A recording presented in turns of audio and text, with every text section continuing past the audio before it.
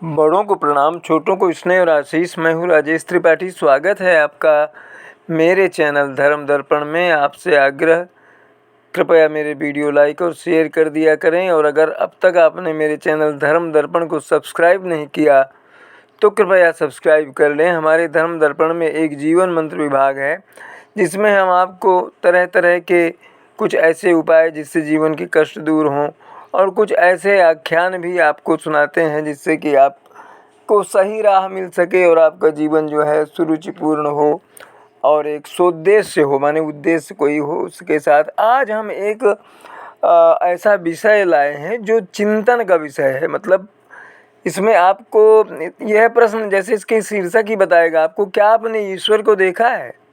आप कह देंगे नहीं। मगर ये इसकी जो व्याख्या है या जो ये आपका यहाँ अभी हम दे रहे हैं संदर्भ, उसमें आपको एहसास हो जाएगा, अनुभव हो जाएगा कि आपने चाक्षुष मतलब नेत्रों से ना देखा हो मगर मन से प्रभु को अनुभव किया हो, जिसने आपको यह मानने में विवश कर दिया हो कि ईश्वर है। यह ऐसा प्रश्न है कि आपने ईश्वर को देखा है। यह ऐसा प्रश्न है जिसका उत्तर सदा ना ही में मिलेगा। लेकिन ऐसे साक्ष्य मौजूद हैं जब साधकों ने किसी न किसी रूप में ईश्वर तत्व का दर्शन या फिर उसका अनुभव किया। अपने जीवन में इस यक्ष प्रश्न का सामना हर व्यक्ति को करना पड़ा है कि क्या वाकई ईश्वर हैं? ब्रह्मज्ञानियों ने परम तत्व या परमात्मा अथवा ईश्वर का विवेचन विविध भांति से किया है। कुछ के लिए वह अजन्मा निराकार स्वरूप है, तो कुछ के लिए साकार और मानव की भांति जन्म लेने और मृत्यु को प्राप्त करने वाला। नास्तिक तो ईश्वर के अस्तित्व को ही सिरे से अस्वीकार करते हैं, लेकिन कभी न कभी उनके मुंह से भी ईश्वर का नाम निकल ही जाता है। वह उसे भले ही किसी भाषा या किसी रूप में पुकारा गया हो। आप निराकार ब्रह्म को माने या साकार को, आपको इतना तो मानना ही होगा कि इस ब्रह्मांड में कोई ऐसी शक्ति है जो इसे नियंत्रित करती है। क्या आपने कभी सोचा है कि अगर सूर्य अपने नियत समय पर उगना और डूबना छोड़ दे तो इस सृष्टि का क्या होगा? ऋतुओं को समय से आना व अन्य दूसरी प्रक्रियाओं का समय पर होना यह सिद्ध करता है कि इस सृष्टि, इस ब्रह्मांड की नियंता कोई परम शक्ति, सुप्रीम अथॉरिटी या ऑलमाइटी है। उसे आप निराकार रूप में समझें या उसके साकार रूप को मानें, इससे कोई अंतर नहीं पड़ता। अब अगर कोई जगत नियंता शक्ति है तो उसे ईश्वर कहकर पुकारने या मानने में क्या आपत्ति या दुविधा है? भगवान या ईश्वर को धार्मिक रूढ़िवादिता या पाखंड से न जोड़ उसे सार्वत्रिक कल्याण की अवधारणा से ऐसी शक्ति के रूप में देखना ज़्यादा उचित है जो जगत नियंता है, सृष्टि की रचयिता, पालक और फिर उसके विलय का कारण है। निराकार उपासकों के समक्ष सबसे बड़ी सुविधा यह है कि उनके ईश्वर ब्रह्म का आकार नहीं है और वह सर्वव्यापी है। शिवो अहम, मैं ही शिव हूँ, मैं ही आत्मा हूँ, या इसी का अर्थ आप ये कह सकते हैं कि मैं ही ब्रह्म हूँ का सूत्र वाक्य हम अनादिकाल से सुनते आए हैं। उसके पीछे जीवात्मा और ब्रह्म को निकट लाने, उनमें एकात्म की भावना जगाना ही परम लक्ष्य है। आपने सुना होगा, आत्मा स्वपरमात्मा, अर्थात जीवात्मा परमात्मा का एक अंश है जिसे अपने अवसान काल में उसमें ही विलय हो जाना है। गोस्वामी तुलसीदास ने भी अपने रामचरितमानस में इस अवधारणा को इस तरह व्याख्यायित किया है। ईश्वर अंश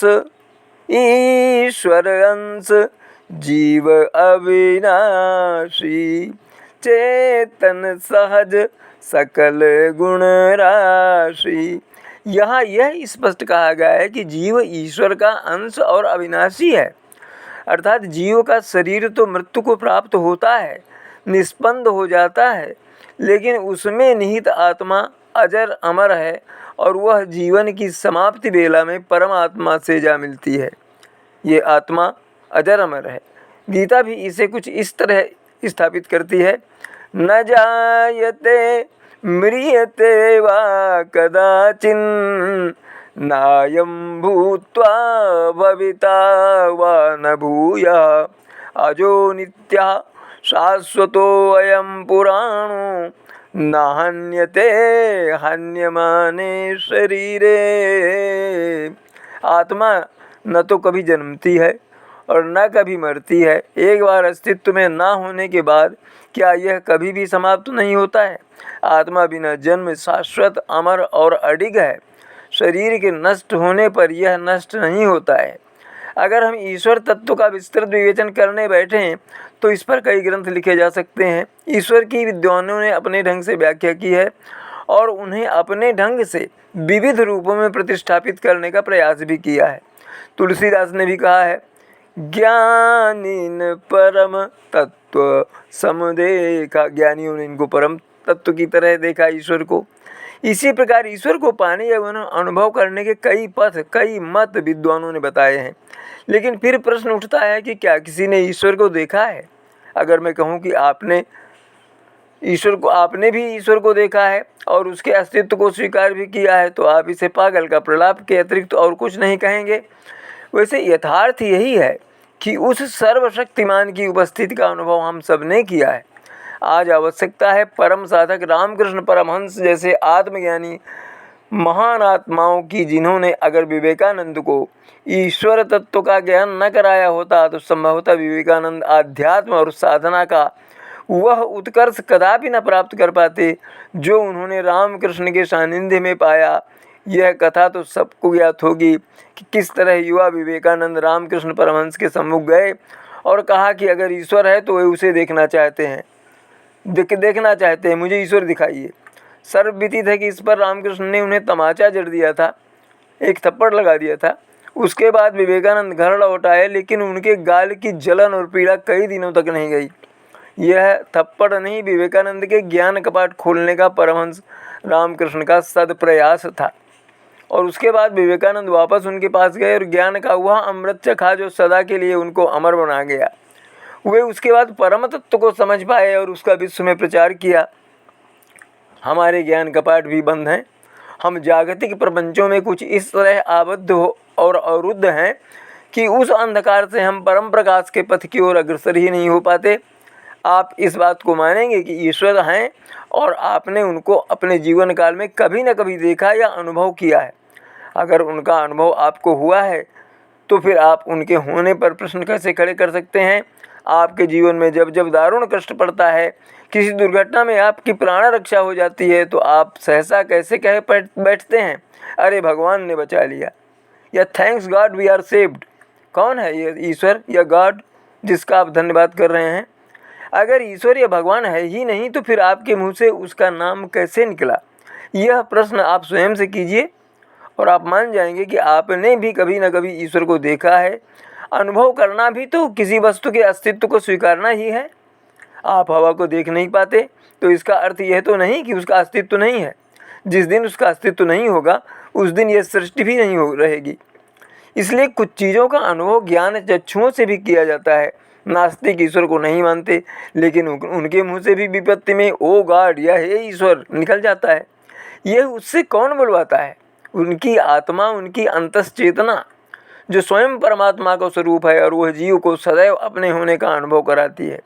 एक बार फिर यह स्पष्ट कर देना आवश्यक है कि सर्वशक्तिमान ईश्वर धर्म और संप्रदायों के बंधन से मुक्त है और सबका वह सबके लिए है।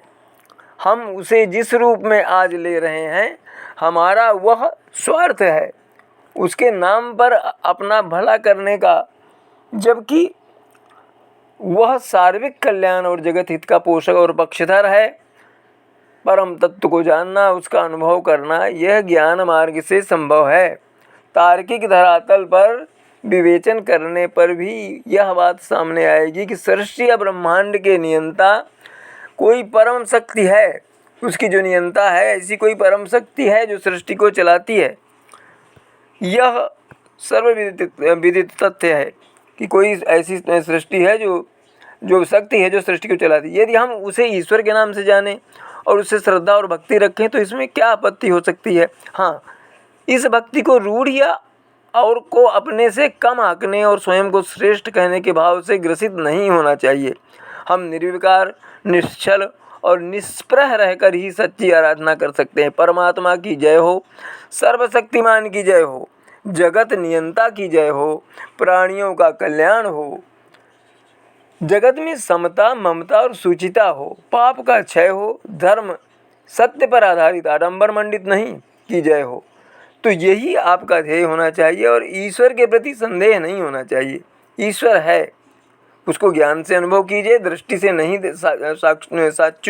चाक्षुष नहीं देख पाते हैं, उससे क्या, हृदय में ही रखिए, हृदय में उनका जाप कीजिए, उनका नाम लीजिए, कल्याण होगा। तो आज के लिए इतना ही, फिर मिलते हैं किसी नए वीडियो के साथ। आपका बहुत बहुत आभार कि आप हमारे चैनल धर्म दर्पण को देख रहे हैं, हमें प्रोत्साहित कर रहे हैं। ऐसे ही हमसे जुड़ते रहिए, वीडियो लाइक, शेयर और चैनल सब्सक्राइब करते रहिए। आज के लिए इतना ही, प्रणाम, नमस्कार।